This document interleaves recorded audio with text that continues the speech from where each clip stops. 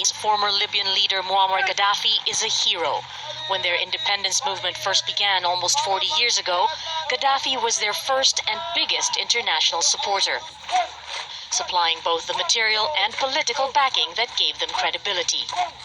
But Gaddafi was also close to then Philippine dictator Ferdinand Marcos and his wife Imelda, and under increasing international pressure, Gaddafi took on a new role for himself in the Filipino-Muslim struggle for self-determination.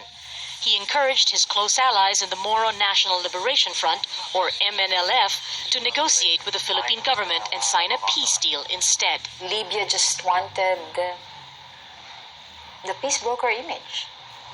That is not something that can be quantified, but I think qualitatively, somehow that helped boost the image of Libya.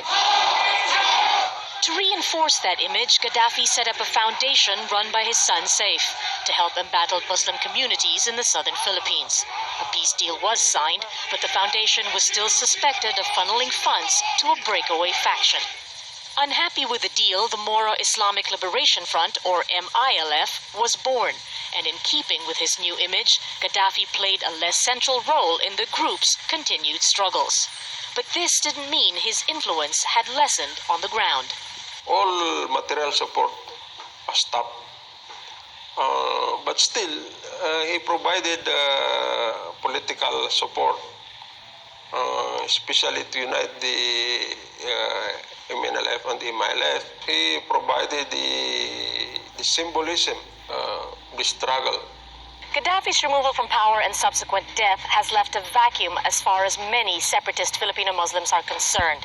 The game has changed now, they say. They've lost the one international Muslim leader who wasn't afraid to act on his own without feeling accountable to anyone. The Philippine government continues to talk with a breakaway faction, and now, with other more moderate international players in the mix, officials believe a lasting peace may be more likely than ever before. Margo Ortigas, Al Jazeera, Manila.